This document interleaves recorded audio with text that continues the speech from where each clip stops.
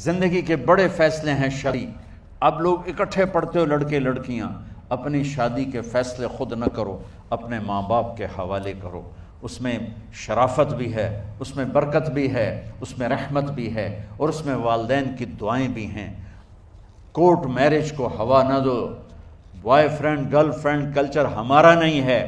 میرے نبی کے طریقے میں مرد اور عورت کا صرف نکاح سے تعلق ہے، اس کے علاوہ سب جہنم کی آگ ہے. اور والدین سے کہتا ہوں کہ اپنے بچوں سے پوچھ کے رشتے کرو، زبردستی مت کرو. میرا معاشرہ بہت سنگین قسم کے جرم کا شکار ہے، بچوں پہ مسلط کر دیتے ہیں، ایتھے ہی کرنی ہے، جٹائیں چی کرنی ہے، بٹائیں چی کرنی، پتہ نہیں آئے کتوں ہیں جٹ بٹ. چلو تم ناراض نہ ہو، راجپوتیں چی کرنی، میں راجپوت ہوں، میں اپنی قوم کو بھی رگڑ دیتا ہوں. راجپوتیں چی کرنی، اگاں کرنی ہی کوئی نہیں. یہ ظلم و ستم اولاد پہ مت کرو. اپنی بچی سے پوچھو، اگر بیٹی ہاں کرے تو پھر قدم اٹھاؤ. اگر بیٹی کہہ دے میں نہیں کرنا چاہتی تو وہ نافرمان نہیں ہے. اللہ کے واسطے میری سنو، صرف تم نہیں سن رہے ہو، اس کیمرے سے لاکھوں کروڑوں لوگ سن رہے ہیں. اگر بیٹا یوں کہہ دے کہ ابا میں نے یہاں شادی نہیں کرنی، میرا جی نہیں چاہتا ہے، تو وہ بیٹا نافرمان نہیں ہے، فرما بردار ہے، اس نے شریعت کا حق استعمال کیا ہے. اب ایسا ظلم مت کرو کہ نہیں اتھے ہی کرنی ہے، اتھے گھروں نکل جا.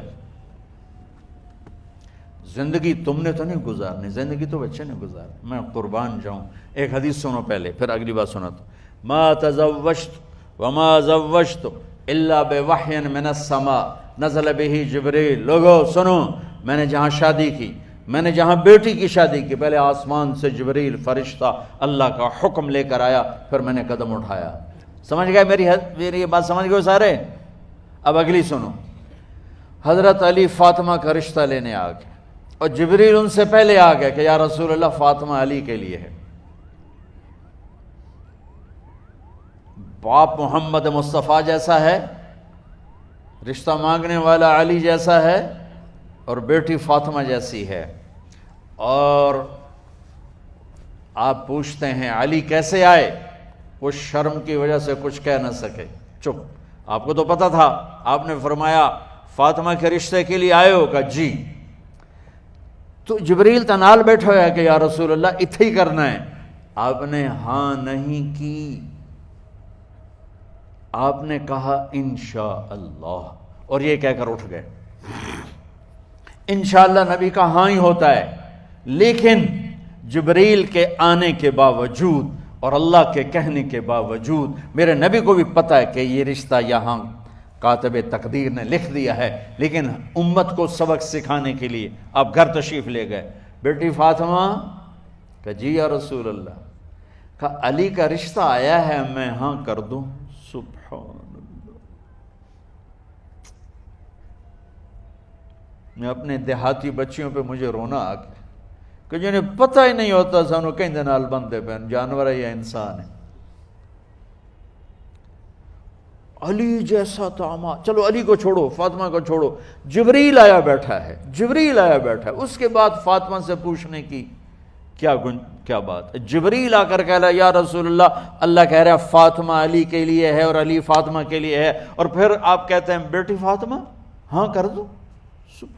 ہماری تو آج کی بیٹیاں انکار نہیں کرتی، چپ کر کے گاں ماں اس طرح بن چھڑ دین کلے نال.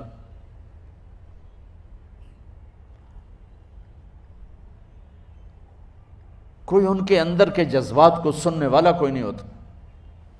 اپنی انانیت پر یہ فیصلے کرتے ہیں، اور میرا نبی کہہ رہا بیٹی ہاں کر دو. سبحان اللہ. آپ کا کیا خیال ہے فاطمہ نے انکار کرنا تھا؟ یہ بیٹیاں نہیں انکار کرتی تو فاطمہ نے کہاں کرنا تھا؟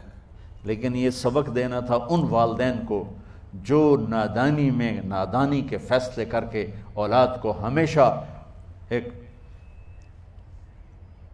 ٹھنڈی آگ میں دھکا دے دیتے ہیں.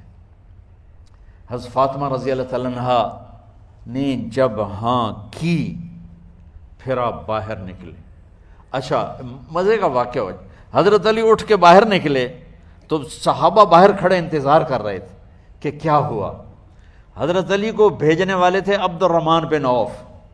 پہلے ابو بکر گئے تو آپ نے انکار کر دیا، عمر گئے رشتہ مانگا، آپ نے انکار کر دیا۔ عبد الرحمن بن عوف نے علی سے کہا آپ جائیں، آپ کا رشتہ رد نہیں ہوگا۔ کہنے لگے میرا تو ذاتی گھر بھی کوئی نہیں، مجھے کہاں سے رشتہ ملے گا، میں تو بالکل غریب ہوں۔ کہا نہیں تم جاؤ۔ تو واپس آتے انہوں نے عبد الرحمن بن عوف پہ چڑھائی کر دی، وہ کیا ہے نا تو مینوں گلے آئی، انکار ہو گیا۔ تو صحابہ نے پوچھا کیا ہوا؟ کہا کچھ کہا ہی نہیں، چپ کر کے اٹھ گئے۔ تو عبد الرحمن بن عوف کہنے لگے کچھ بولے صحیح، کہ بس اتنا کہا انشاءاللہ، کہا تو مبارک ہو، نبی کا انشاءاللہ ہاں ہوتا ہے۔ کہا اچھا، تو اتنے میں آپ باہر تشریف لے۔ کہا علی، کہا جی، کہا لو بلاؤ، لوگوں کو بلاؤ۔ ساری مسجد بھر گئی، آپ کی ساری مسجد فل ہو گئی۔ آپ ممبر پہ کھڑے ہوئے علی کو سامنے بٹھایا، کہا لوگو یہ جبریل میرے پاس اللہ کا پیغام لائے ہیں کہ میں فاطمہ بنت محمد کا نکاح علی بن ابی طالب کے ساتھ کر دوں۔ پھر آپ نے خطبہ پڑھا اور کہا کہ علی، ہائے ہائے ہائے، میں نے فاطمہ بنت محمد کو 400 درہم مہر کے عوض تیرے نکاح میں دیا، تو نے قبول کیا؟ حضرت علی نے زور سے نعرہ لگایا میں نے قبول کیا، اور سجدے میں چلے گئے، اللہ کا شکر کا سجدہ ادا کیا۔ پھر میرے نبی نے وہیں سارے مجمع کو شہد کا شربت پلایا اور تازہ کھجوریں کھلائیں۔ اور پھر جب رخصتی ہوئی تو آپ نے حضرت علی سے فرمایا کہ آپ آ کے لے جاؤ۔ پھر آپ نے حضرت ام سلمہ، حضرت حفصہ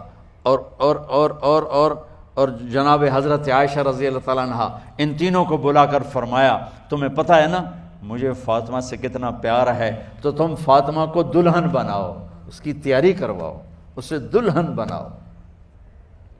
تو ان تینوں نے حضرت فاطمہ کو دلہن بنایا۔